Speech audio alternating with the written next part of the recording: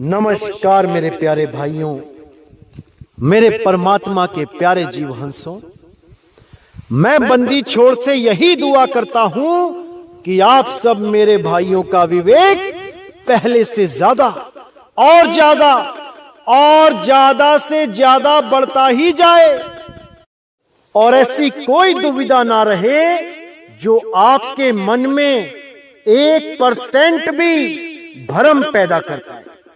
हर चीज crystal clear होती ही जाए और आपके अंदर से ऐसा विश्वास पैदा हो बंदी छोड़ के लिए कि उस विश्वास को कोई डिगा ना पाए, कोई हिला ना पाए। तो मेरे भाइयों, बहुत खुशी होती है जब आप सब मेरे भाई मुझे फोन करके बताते हैं कि आप जिन पंथों में उलझे हुए थे अब उस पंथ के अज्ञान को अच्छी तरह समझ पा रहे हो कि कहां पर उन अज्ञानी गुरुओं ने आपको उलझा रखा था। खासकर 12वें पंथ के ये जो काल के दूत हंस मुनि दूत के जो शिष्य हैं, सबसे ज्यादा जागने वालों में से यही हैं।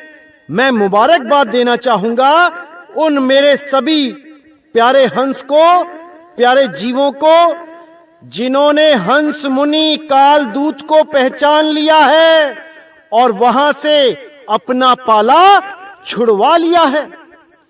वो जान चुके हैं कि 12वें पंथ में जो काल का दूत आया था वो हंस मुनि दूत कौन था, जिसको कबीर साहब ने उसकी सही जगह पहुंचा दिया है, जेल की सलाखों के पीछे, ताकि वो और ज्यादा नुकसान ना कर पाए इन जीवों का।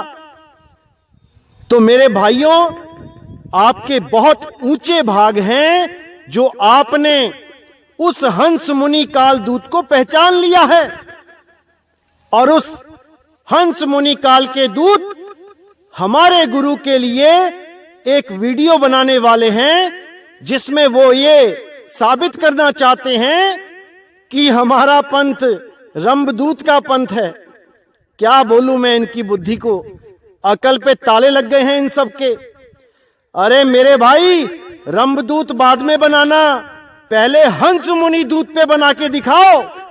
वो परमात्मा की वाणी को खोल के दिखाओ जिसमें साफ बोला गया है कि 12वें पंथ में एक काल का दूत आएगा, हंस मुनि नाम का दूत आएगा, जो कहने को तो हंस होगा यानी कबीर कबीर करेगा, लेकिन साधना तुम्हें मुनियों वाली करा देगा।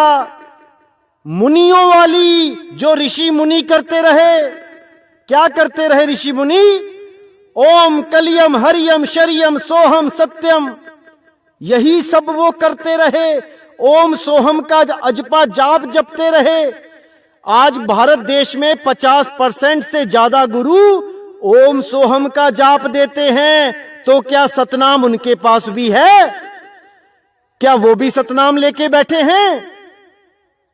क्योंकि कबीर साहब ने कहा था कि सतनाम कब खोला जाएगा? जब 12वें पंथ का नाश होगा, तब सतनाम का खुलासा होगा। तो यहां पर तो 50% से ज्यादा गुरु लोग ये ओम सोहम का जाप कर रहे हैं और करवा रहे हैं, तो इनके पास तो भाई सतनाम पहले से ही है। ये 5505 से पहले से सतनाम जप रहे हैं, उनके पास कहां से आ गया? कोई विचार नहीं कर रहा। तो मेरे भाई, थोड़ी बुद्धि लगाओ और हंस मुनि काल के दूत को पहचान जाओ, जो अपने आप को कबीर कहलाएगा, चमत्कार दिखाएगा।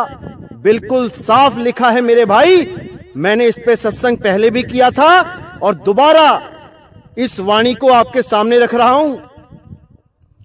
इसी हंस मुनि काल के दूतों ने आजकल फोन कर करके मुझे परेशान करना लिया हुआ है, क्योंकि मेरा फोन नंबर सबके पास अवेलेबल है कोई भी उठा के घुमा देता है।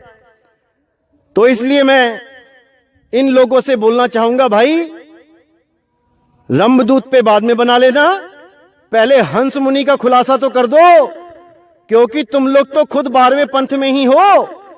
तुम्हें तो अपने पंथ के बारे में सब कुछ पता है कि 12वें पंथ में कौन सा महात्मा कबीर कहलाया है। क्यों छुपाते हो दुनिया से? खुल के बताओ ना। तो भाई ऐसे बात नहीं बनेगी। जब कोई भी जीव ज्ञान में पक्षपात करने लग जाता है तो मेरे भाई वो पक्षपात किसी और के साथ नहीं, वो अपनी आत्मा के साथ करने लग जाता है। उसको ये नहीं समझ में आता कि वो पक्षपात किसी और के साथ नहीं कर रहा है, वो पक्षपात अपने साथ कर रहा है, अपनी आत्मा के साथ कर रहा है। क्योंकि कबीर साहब कहते हैं, सब काहू का लीजिए सांचा शब्द निहार और पक्षपात मत कीजिए, कहें कबीर विचार। जो भी हंस सत्य के साथ पक्षपात करता है उसको 84 लाख जूनों में भटकना पड़ता है, उसको कोई बचा नहीं सकता। तो आपको सचेत करना चाहूंगा मेरे भाइयों कि ये 12वें पंथ के जो काल के दूत हैं, इन लोगों ने क्या मुहिम छेड़ दिया है। ये लोग ये साबित करना चाहते हैं कि हमारे पंथ के जो महात्मा हैं ये रंभदूत के वंशज हैं। और प्रमाण क्या दिखाते हैं कि भगवान भगत दुई नाम धराई, कि भगवान और भगत दोनों का नाम लगा होगा।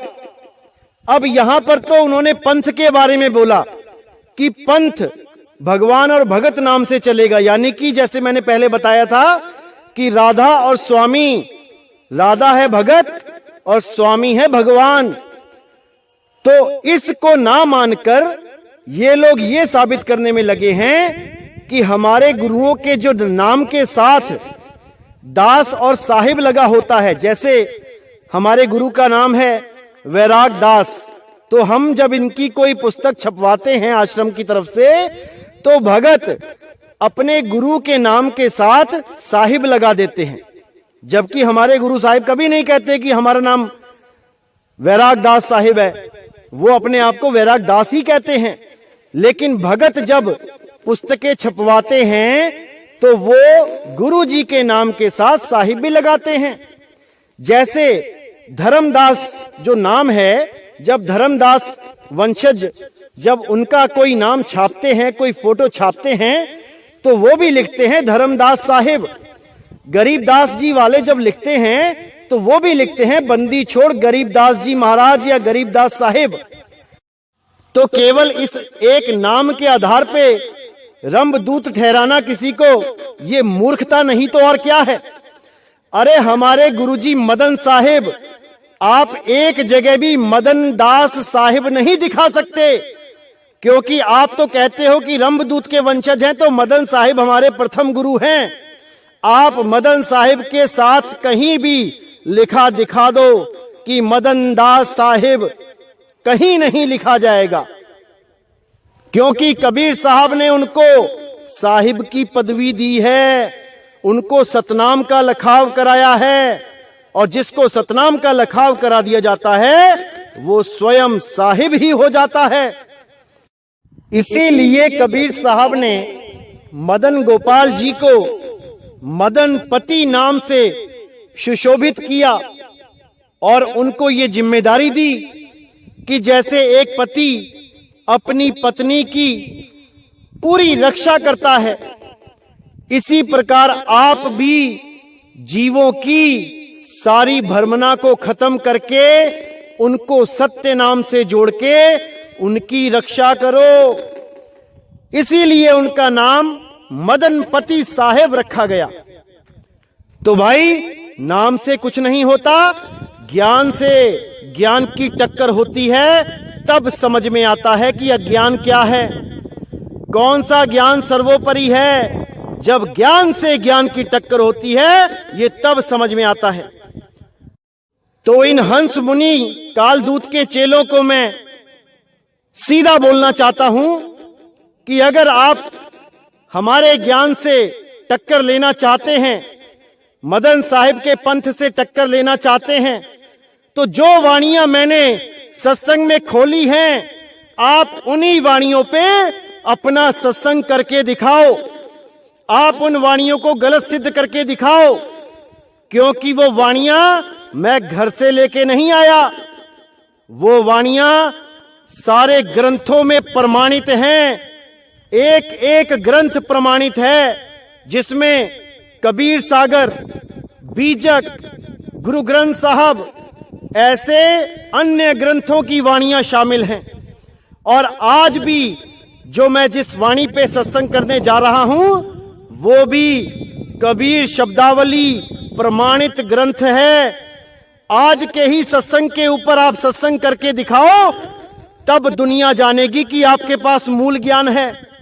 अन्यथा आप केवल और केवल 52 अक्षरों में स्वयं भी उलझे हुए हो और अपने भक्तों को भी उलझा के उनका जन्म खराब करने के लिए आए हो। तो मेरे भाई, पक्षपात करना छोड़ दो और केवल सत्य का साथ दो। अगर सत्य का साथ दिया, सत साहिब तभी बचाएंगे, अन्यथा 184 में भटकना पड़ेगा मेरे भाई, भटकना पड़ेगा। तो इसलिए मैं कहना चाहूंगा कि बिल्कुल पक्षपात मत करो और केवल वाणियों को समझो कि बंदी छोड़ कबीर साहब हमें क्या समझाना चाहते थे और इन अधूरे गुरुओं ने हमें क्या समझा डाला। बिल्कुल पक्षपात मत करना मेरे भाई, बिल्कुल पक्षपात मत करना। और बताना चाहूंगा, जो कालिंजर जिसको ये मदन साहिब के साथ जोड़ रहे हैं, वो कालिंजर वन को, भाई वो कालिंजर गढ़ लिखा है, गढ़, वन नहीं लिखा है। कालिंजर वन मतलब होता है कालिंजर का जंगल, और गढ़ कालिंजर होता है एक स्थान, कोई शहर, कोई गांव या कोई किला, उसको बोलते हैं। जैसे हमारे यहां सुंदर वन है, जो एक जंगल का नाम है, और सुंदर नगर है, जो एक शहर का नाम है। अब कोई सुंदर वन को सुंदर शहर बना के पेश कर दे, उससे बड़ा मूर्ख इस दुनिया में कोई नहीं। गढ़ कालिंजर रोपा थानो, गढ़ कालिंजर का मतलब होता है कालिंजर गांव या कालिंजर शहर या कोई कालिंजर गढ़ यानी किला, और कालिंजर वन वो भाई बिल्कुल अलग होता है। तो इसीलिए मैं आप सबका विवेक जगाना चाहता हूं कि ये काल के दूत पूरा जोर लगा देंगे एड़ी चोटी का, आपको भ्रमित करने के लिए। लेकिन आपने भ्रमित नहीं होना है मेरे भाइयों, नहीं होना है। जो भी काल का दूत रंभदूत के ऊपर वीडियो बनाता है, आप उससे सबसे पहले ये पूछो कि हंस मुनि कालदूत कौन है, क्योंकि मेरे भाई आपकी आत्मा है। अगर आपने परख नहीं करी, खोजबीन नहीं करी, तो हंस मुनि काल के दूत के हाथों तुम्हारा शिकार हो जाएगा। इसलिए मेरे भाई, कहीं भी कोई वीडियो देखते हो जो रंभदूत के ऊपर बनाई गई है और जो मदन साहिब को उसके साथ जोड़ा जा रहा है, उन लोगों से ये जरूर पूछो कि हंस मुनि काल का दूत कौन है। देखो कैसे सांप सूंघ जाएगा उन लोगों को, बोलती बंद हो जाएगी, आवाज नहीं निकलेगी, क्योंकि वो उसी काल दूत के सेवादार हैं, जो आप लोगों को काल के मुंह में ले जाने के लिए ये तरह तरह के वीडियो बनाते हैं, तरह तरह से आपको भ्रमित करते हैं। ये वही काल के दूत हैं।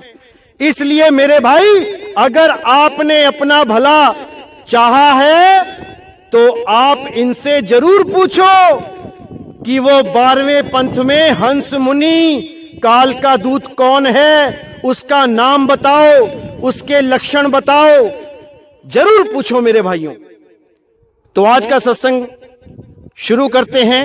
बहुत प्यारी वाणी है और अगर इस वाणी को आपने समझ लिया तो कोई भी हंस मुनि काल के दूत का चेला आपको भ्रमित नहीं कर पाएगा मेरे भाइयों, नहीं कर पाएगा। और सबसे पहले मैं बताना चाहूंगा, इसी हंस मुनि काल के दूत का एक चेला क्या कहता है कि देखो ये नितिन दास अपने सत्संग शुरू होने से पहले कहता है, माला फेरू ना हरि भजूं, मुख से कहूं ना राम, मेरा हरि मुझे भजे, मैं पाऊं विश्राम। देखो ये हमें भटकाना चाहता है, ये हमें प्रभु के नाम से तोड़ना चाहता है। नाम नहीं जपेंगे तो शुद्ध कैसे होंगे?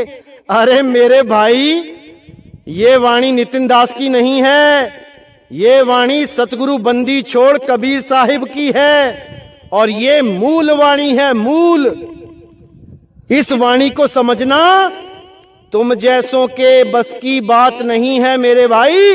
इसके लिए बहुत ज्यादा उच्च लेवल का विवेक होना पड़ता है। अगर वो विवेक नहीं है तो तुम जैसे लोग इस वाणी को भी गलत साबित करने में लग जाते हैं, जो बिल्कुल निरर्थक है। ये कबीर साहब की वाणी है, भला हुआ मेरी माला टूटी, मैं राम भजन से छूटी, मेरे सिर से टली बला। आप इसको गूगल पे सर्च भी कर सकते हैं और आप इस वाणी को भी सर्च कर सकते हैं कि माला फेरू ना हरि भजूं, मुख से कहूं ना राम, मेरा हरि मुझे भजे और मैं पाऊं विश्राम। ये कबीर साहब की वाणी है, ये वो कह रहे हैं, मैं नहीं कह रहा हूं। तो ऐसे काल के दूतों से मेरे भाइयों बच के रहना है, बच के, जय बंदी छोड़ के। तो क्या कहती है वाणी? साधो एक आप जग माही, दूजा कर्म भरम है कृत्रिम, ज्यों दर्पण में छाही। कितना क्लियर बता दिया साहिब ने यहां पे कि इस दुनिया में केवल एक अखंडी आत्मा ही सारी लीलाएं कर रहा है। साधो एक आप जग माही, वो अपने आप ही सारे जगत में व्याप्त है, चेतन सत्ता के साथ व्याप्त है।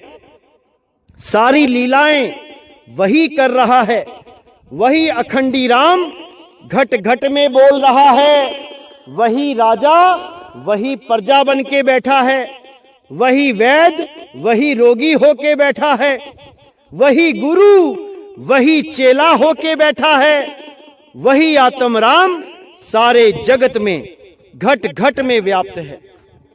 दूजा कर्म भरम है कृत्रिम, उसके अलावा यानी उस आत्म राम के अलावा कुछ भी दूजा जो भी है वो कृत्रिम है। कृत्रिम यानी नकली, चाहे वो कोई शरीर हो, चाहे वो मन हो, चाहे वो 5 तत्व, 10 इंद्रियां, 3 गुण या 52 अक्षर हो, ये सब कृत्रिम है। कृत्रिम, नकली। कैसा नकली? ज्यों दर्पण में छाही, जो दर्पण में छाही यानी जैसे एक कुत्ता अपनी परछाई दर्पण में देखता है और सोचता है कि सामने कोई दूसरा कुत्ता आ गया। क्यों सोचता है? क्योंकि वो अपने निज रूप को नहीं पहचान पाता और वो यही समझता है कि इस शीशे के अंदर कोई और कुत्ता है, इसीलिए वो भौंक भौंक के मर जाता है, उसको कोई बचाने वाला नहीं है।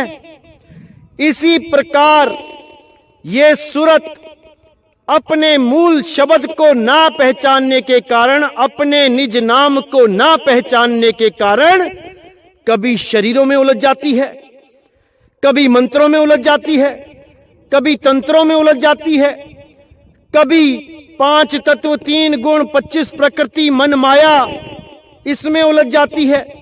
ये अपने निज स्वरूप को नहीं जान पाती, ये परछाई को ही सत्य मानती रह जाती है। इसीलिए साहिब ने बोला कि दूजा कर्म भरम है कृत्रिम, यानी आत्म ज्ञान को छोड़ के अगर आप कोई भी दूजा कर्म भरम कुछ भी करते हो, कोई पूजा पाठ करते हो, कोई देसी घी की ज्योत जगाते हो किसी फोटो के आगे जो स्वयं जड़ है, उस फोटो को गिराओ, टेढ़ा करो और देखो क्या सुबह तक वो उठती है? अरे जो फोटो अपने आप उठ नहीं सकती, तुम उसके आगे देसी घी जलाते हो, शर्म आनी चाहिए। वही देसी घी तुम अपने बच्चों को दो, उन गरीबों को दो जिनके नसीब में दूध तक नहीं है। अगर तुम 100 ग्राम घी उनको दे दोगे, वो तुम्हें दिल से दुआएं देंगे। और तुमने उस 100 ग्राम घी का अगर एक फोटो के आगे जला के स्वाहा कर दिया, तो परमात्मा तुम पर कभी खुश नहीं होगा। तुमने खाने वाली वस्तु का सत्यानाश कर दिया।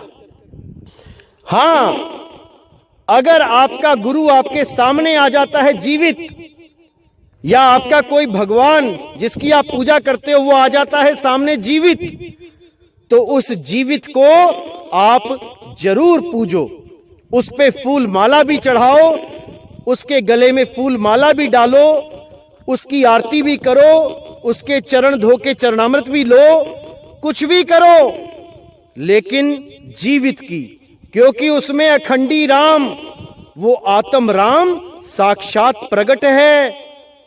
वो आपको विदेही का ज्ञान दे रहा है, वो साक्षात शब्द गुरु उसमें प्रकट है।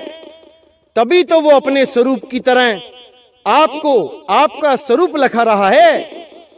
अगर वो अपने स्वरूप को ना जानता होता तो वो आपको भी शरीर घोषित कर देता। लेकिन हमारी दुविधा देखिए, जो हमें ये बताने आता है कि तुम शरीर नहीं हो, तुम एक आत्मा हो, हम उसी को एक शरीर बना के पूजने लग जाते हैं। कैसी दुविधा में हैं हम लोग, कोई नहीं समझ पा रहा है इस बात को। जो परमात्मा हमें यह बताने आता है कि तुम शरीर नहीं, तुम आत्मा हो, हम उसी को शरीर बना के उसकी पूजा करने लग जाते हैं। कितने निम्न स्तर का हमारा विवेक है, कितने निम्न स्तर की हमारी बुद्धि है, हम सोच भी नहीं सकते। तो आप कहते हैं जल तरंग जिमि जलते उपजे, फिर जल माही रहाई, काया झाई 5 तत्व की, बिन से कहां समाई। बहुत ज्यादा गुप्त भेद है इस वाणी में, समझने की कोशिश करना मेरे भाइयों, जरूर समझने की कोशिश करना। तो क्या कहते हैं, जल तरंग जिमि जलते उपजे, यानी जैसे समुद्र एकदम शांत होता है और उस शांत समुद्र के ऊपर जब लहरें चलती हैं तो आप उन लहरों को गिन सकते हो कि कितनी लहरें चल रही हैं, लेकिन वो लहरें होती हुई भी वो जल की ही तरंग है, वो जल ही है। वही लहरें जब शांत हो जाती हैं तो वो जल में ही समा जाती हैं। इसी प्रकार ये जो सूरत है ये शब्द से ही निकली है, और जब इसको शब्द भेदी गुरु मिल जाता है, इसको वापस घर जाने का रास्ता बता देता है, तो ये सूरत शब्द में ही विलीन हो जाती है। जिसके लिए बोला गया है सूरत समाए शब्द में, वाको काल ना खाए। जिसकी भी सूरत शब्द में लीन हो जाती है उसको काल नहीं खा सकता, और जिसकी सूरत तंत्रों में, मंत्रों में, फोटो में, अगरबत्ती में, धूप में, देसी घी में, व्रत में, उपवास में, तीर्थ में, मूर्त में, पाथर में, इनमें उलझी रहती है, उनको दोबारा इस दुनिया में आना पड़ता है, बार बार जन्म लेना पड़ता है, बार बार मरना पड़ता है। अनंतों जन्म अनंतों मौत उनका इंतजार कर रही होती हैं। इसीलिए हमें ऐसा गुरु चाहिए जो हमारी सूरत को शब्द गुरु में विलीन कर दे। इसी के लिए बोला काया झाई पांच तत्व की। जो काया है वो झाई है, परछाई है किसकी? पांच तत्व की। बिन से कहां समाई। आज आपकी सूरत इन पांच तत्वों में खेल रही है, लेकिन जब ये पांच तत्व खत्म हो जाएंगे, नष्ट हो जाएंगे, तुम्हें देह छोड़नी पड़ेगी, तब तुम्हारी सूरत कहां जाएगी मेरे भाई? विचार करो। जो गुरु लोग इसी काया में ध्यान लगवाते हैं, कोई नाक पे ध्यान लगवाता है, कोई नाभि में ध्यान लगवाता है, कोई त्रिकुटी में ध्यान लगवा रहा है। अरे भाई अभी तो लगा रहे हो क्योंकि जीवित हो, क्योंकि शरीर में हो। जब ये शरीर छूटेगा तब तुम्हें बाहर निकाला जाएगा, तब कहां जाओगे मेरे भाई? विचार करो कहां जाओगे। इसीलिए साहिब ने बोला है काया झाई पांच तत्व की, बिन से कहां समाई। जब ये बिनस जाएगी तब तुम कहां रहोगे? अभी विचार नहीं किया तो मेरे भाई अंत समय दुखदाई होगा। क्योंकि साहिब ने बोला है शब्द न बिन से देही, कहें कबीर हम शब्द सनेही। कि मैं उस शब्द की बात करता हूं भाई जो कभी बिनसता नहीं है। मैं उन शब्दों की बात नहीं करता जो इस काया के द्वारा उत्पन्न होते हैं और काया खत्म होने के साथ ही वो भी खत्म हो जाते हैं। मैं उस राम नाम की बात नहीं करता जो मुख के द्वारा जपा जाता है। मैं उस राम की बात करता हूं जो सूरत के द्वारा अनुभव किया जाता है। वो शब्द गुरु ही असली राम है। उसी को शब्द स्वरूपी राम कहते हैं मेरे भाई, उसी को शब्द स्वरूपी राम कहते हैं। तो कहते हैं या विधि सदा देह गति तब की, या विधि मन ही विचारी, आया होए न्याय करी न्यारो, परम तत्व निर्वारी। यानी साफ बोल दिया कि या विधि सदा देह गति सबकी, यानी इस देह की जो गति होगी यानी नाश होगा वो सबका होगा, किसी एक के लिए नहीं बताया जा रहा है। सबकी देह का नाश होगा, तब कहां समाओगे? या विधि मन ही विचारी। अपने मन में विचार करो कि जब मौत आएगी, जब तुम्हें शरीर से बाहर निकलना पड़ेगा, तब कहां जाओगे? आया हो न्याय करी न्यारी, परम तत्व निर्वारी।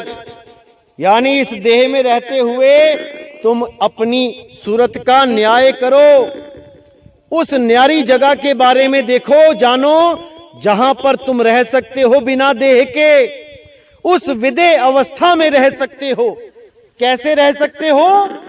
परम तत्व निर्वारी।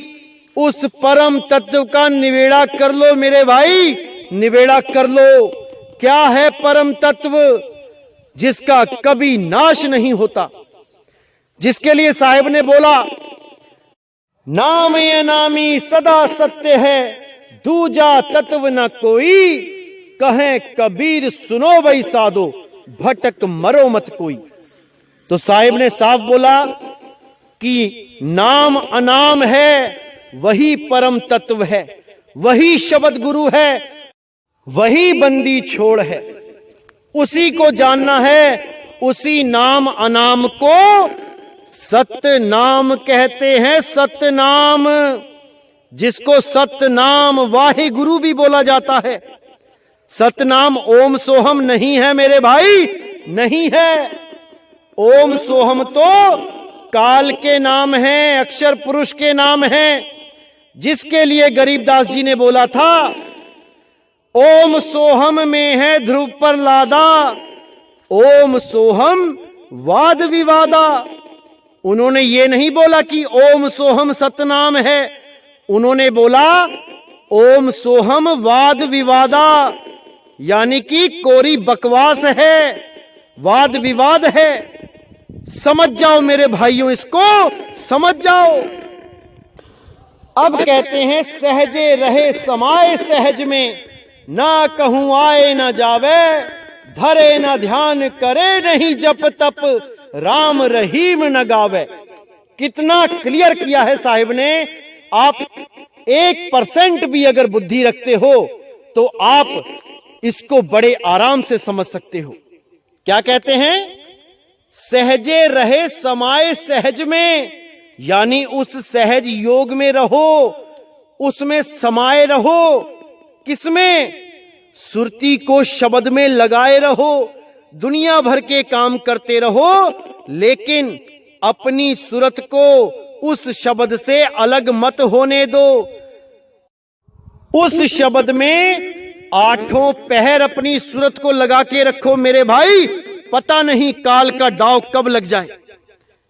अगर काल के दाव लगने से पहले आपने उस शब्द को अनुभव कर लिया तो वो आपका कुछ नहीं बिगाड़ सकता। इसीलिए साहिब ने बोला, सुरत फंसी संसार में, तासे पर गई दूर, सुरत बांध स्थिर करो, 8 पहर हुजूर। 8 पहर केवल उस शब्द गुरु का ध्यान धरो, ना कि इन मंत्रों का या इन देही गुरुओं का ध्यान करना है। अरे नहीं भाई, देही गुरु का ध्यान करने के लिए आपको आंखें चाहिए। जो बेचारा बंदा ही अंधा है वो कैसे पहचानेगा कि कौन से देह गुरु से मैंने अपनी मुक्ति करवानी है, कौन सा रूप लेके वो परमात्मा मुझे बचाने आएगा। वो तो कभी पहचान ही नहीं पाएगा कि कहीं काल तो नहीं आ गया गुरु का रूप लेके। क्योंकि रानी इंदुमती का जो किस्सा था कबीर सागर में, उसमें काल निरंजन कबीर साहब का रूप बना के रानी इंदुमती को ठगने के लिए आता है। तो भाई जब कबीर साहब का रूप बना सकता है तो आपके गुरुओं का क्यों नहीं बना सकता? उसके लिए कुछ भी नामुमकिन नहीं है मेरे भाई। 3 लोक में वो कुछ भी कर सकता है। तो इसलिए ये देह गुरु का ध्यान बंद कर दो और विदेह गुरु का ज्ञान पकड़ो और उसमें सदा सदा के लिए समा जाओ, मुक्त हो जाओ। तो कह रहे हैं सहजे रहे समाये सहज में, ना कहूं आए ना जावे। जब आप सहज योग करते हो, उस आत्म तत्व का ध्यान धरते हो, तो आपका आना जाना छूट जाता है। ना तो आप कहीं से आते हो और ना ही आप कहीं को जाते हो। इसीलिए बोला, आवे ना जावे जन्मे नहीं मरे, सो निज पीव हमारा हो। वो ना तो खुद आता जाता है और ना ही वो आपको आने जाने देता है। उस अटल पद में सदा सदा के लिए स्थित कर देता है। इसीलिए बोला गया, ना कहीं आना ना कहीं जाना, आपे में आप समाना, आपे में आप समाना।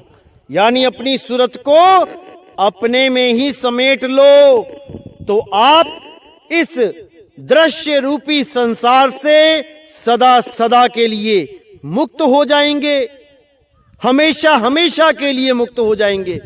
दृष्टा भाव खत्म करने के लिए आपको अपना निज स्वरूप जानना पड़ेगा, तभी बात बनेगी मेरे भाई, तभी बात बनेगी।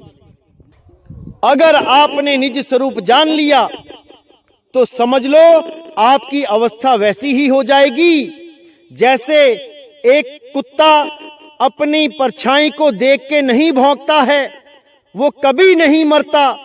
वो जानता है कि ये परछाई है, ये नकल है, असली चीज तो शीशे से बाहर है, वही मेरा निज स्वरूप है। वो परछाई को निज स्वरूप नहीं बोलता। इसी प्रकार आप भी जब अपने निज स्वरूप को जान जाते हो तब आप समझ जाते हो कि मैं शरीर नहीं हूं, मैं एक आत्मदेव हूं।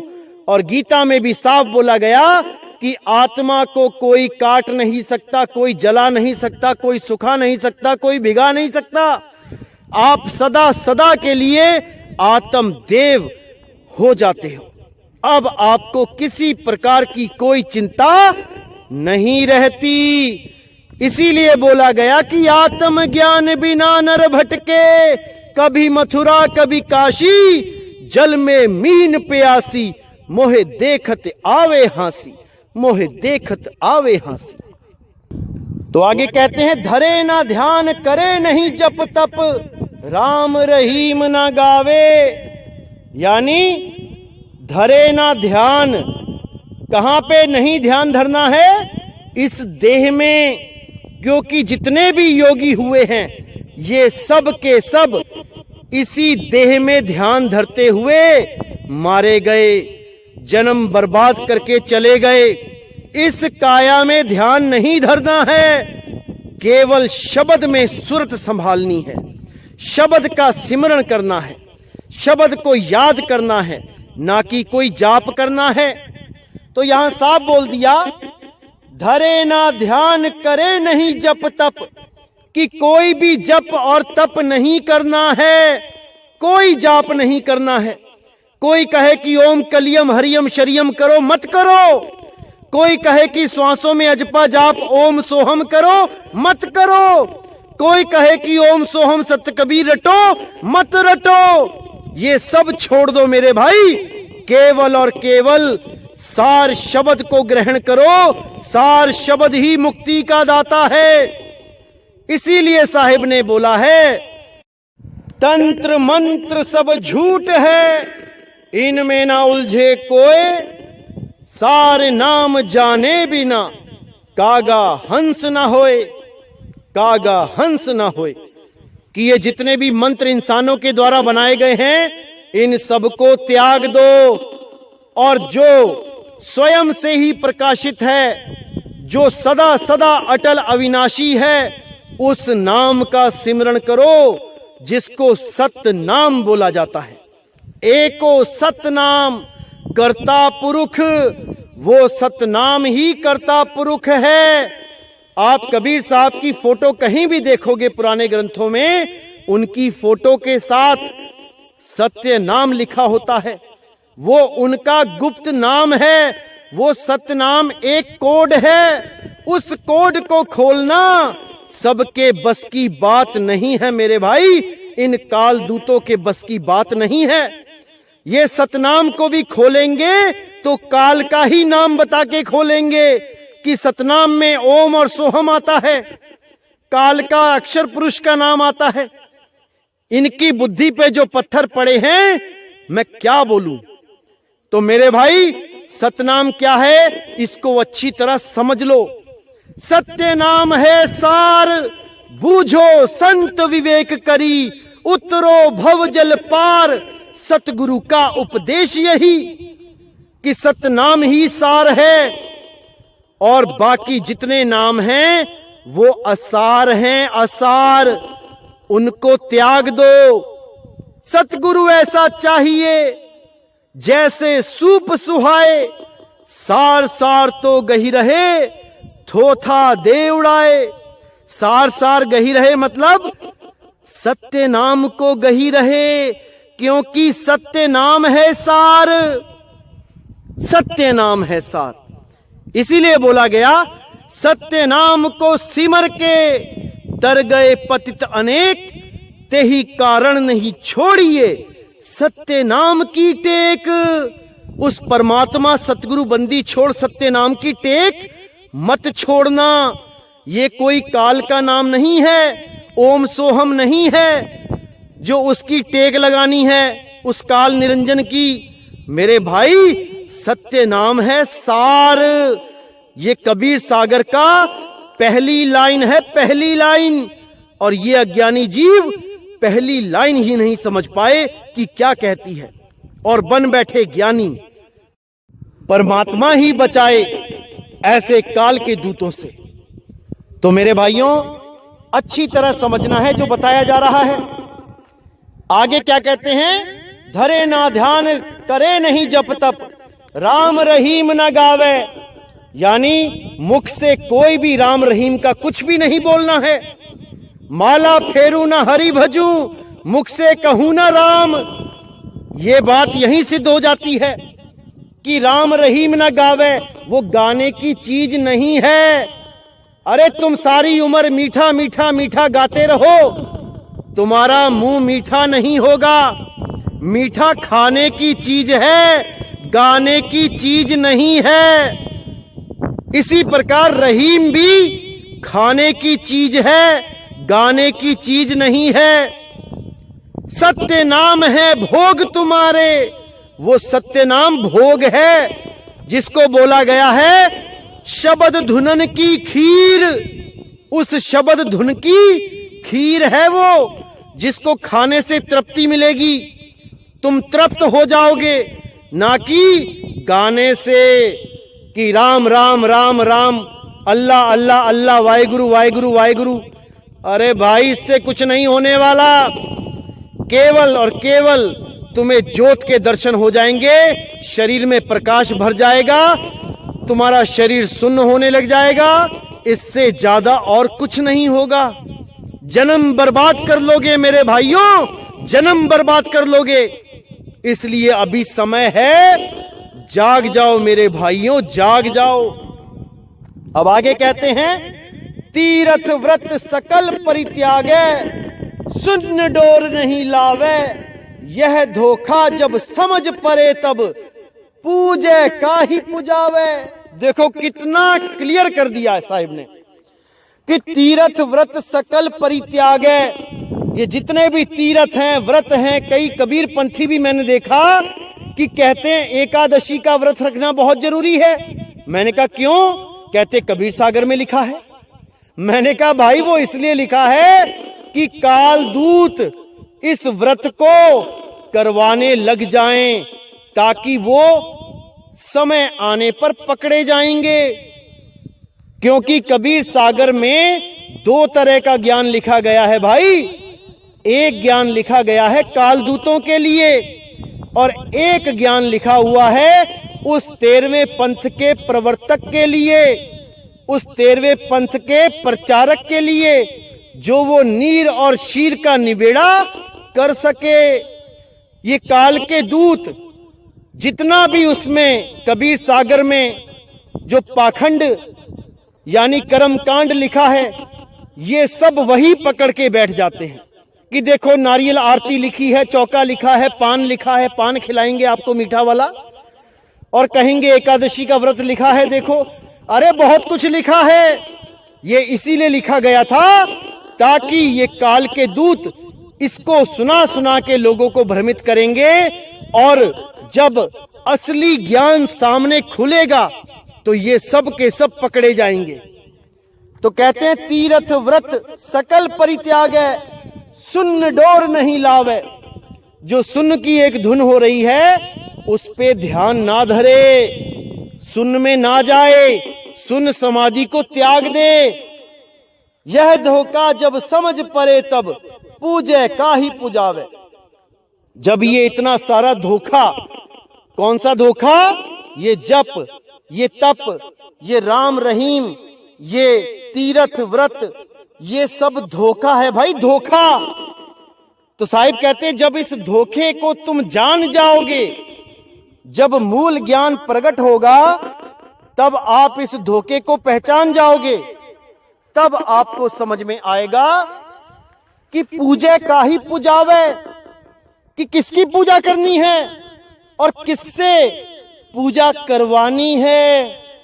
ये भाव है आत्मज्ञान का कि जब उस आत्मज्ञान को प्राप्त कर लेते हैं तब कोई पूजा करना और पूजा करवाना शेष नहीं रह जाता। अरे गुरु ना चेला रहूं अकेला। तो मेरे भाई इस ज्ञान को अच्छी तरह समझ लो। इस ज्ञान को समझने के बाद ही आपके मुक्ति के द्वार खुलेंगे, अन्यथा आप भी किसी ना किसी हंस मुनि काल के दूत के शिकार हो जाओगे। इसलिए मेरे भाई पूरा विचार करना है, पूरा विवेक लगाना है। ये जीव आपका है। अगर आपने अपने जीव का कल्याण नहीं किया तो 84 में धक्के आपको खाने पड़ेंगे मेरे भाई, आपको खाने पड़ेंगे। कोई नहीं बचा पाएगा। तो इसीलिए पक्षपात बिल्कुल मत करना, ज्ञान को अच्छी तरह समझना, हर चीज को क्लियर किया जाएगा। इस 2020 में एक एक वाणी को खोल दिया जाएगा। एक एक वाणी का जो कोड लगा है उसको डिकोड कर दिया जाएगा।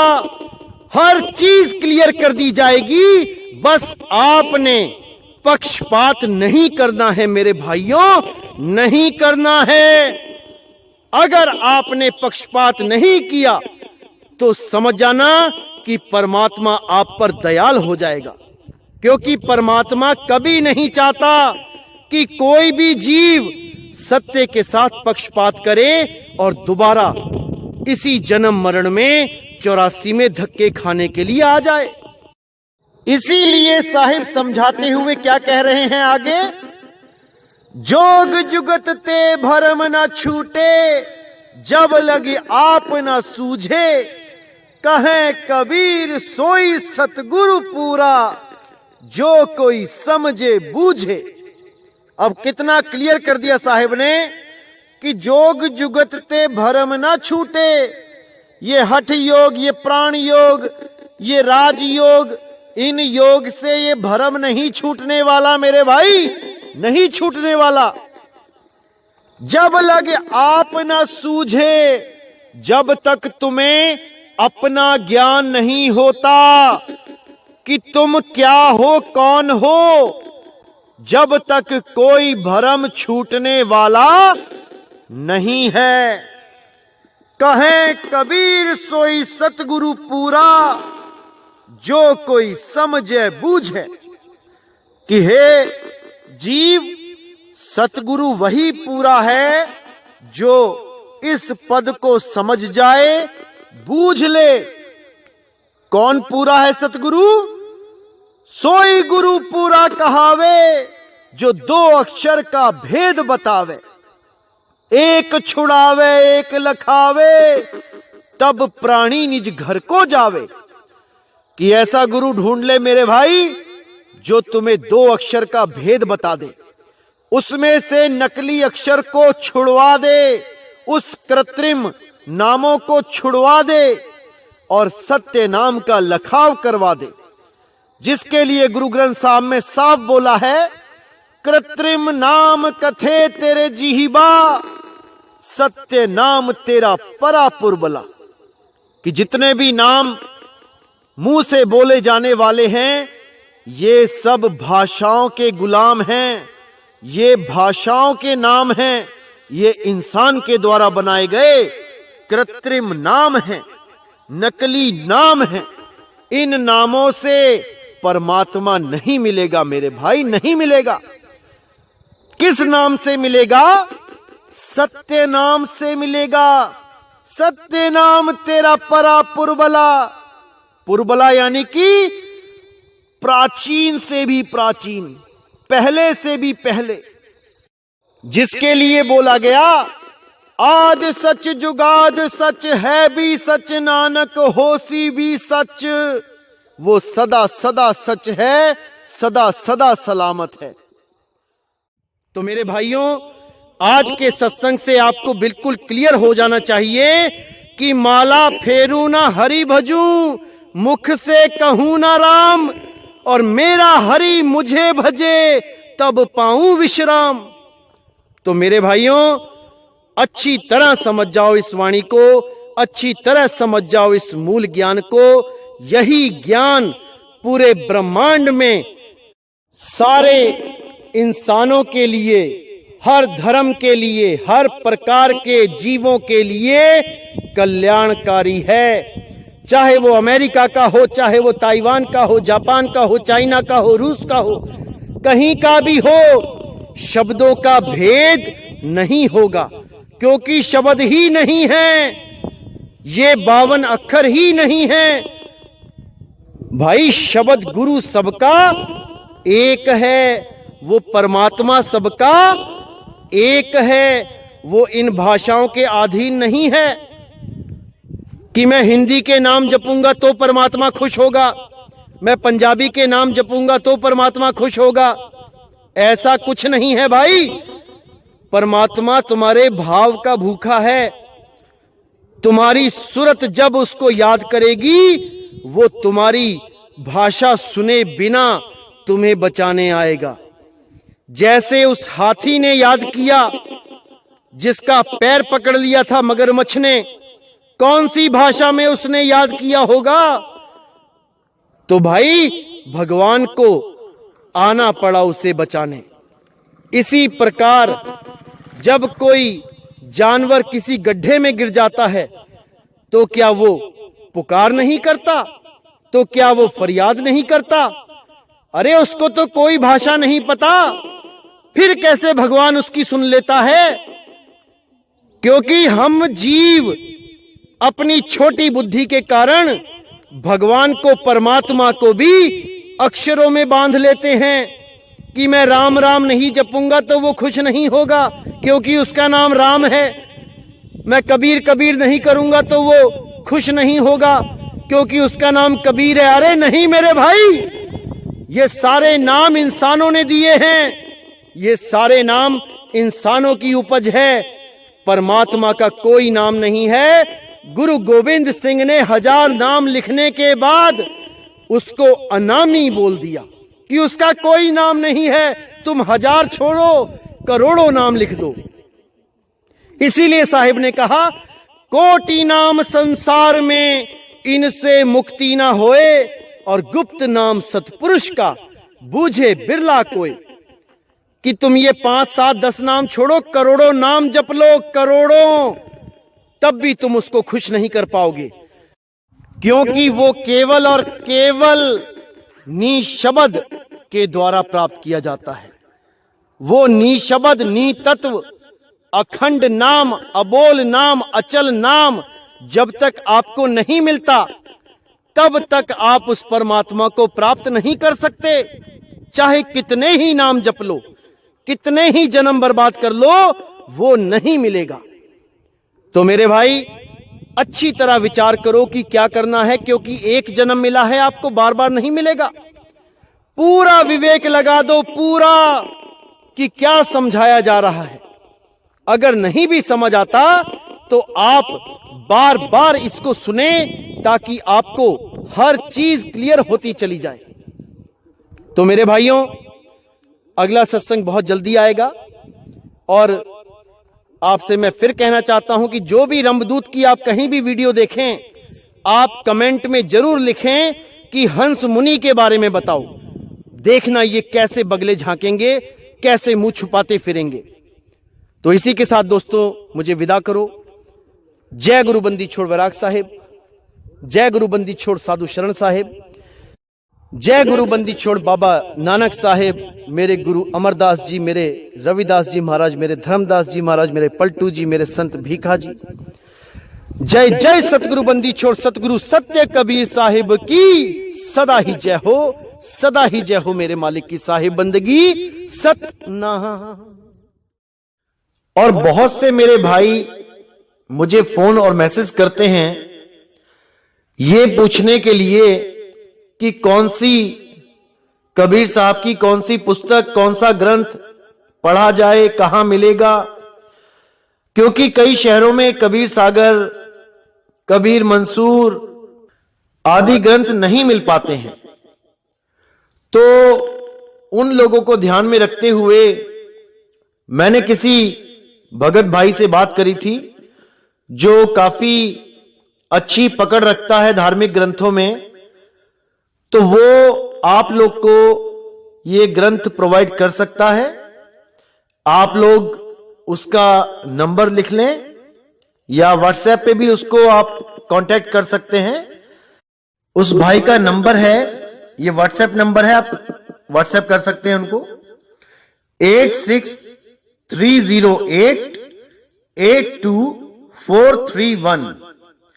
863008 82 431। अगर कोई भी मेरा भाई जिसको ग्रंथ चाहिए वो इनसे मंगाना चाहता है तो मंगा सकता है। जय बंदी छोड़ की।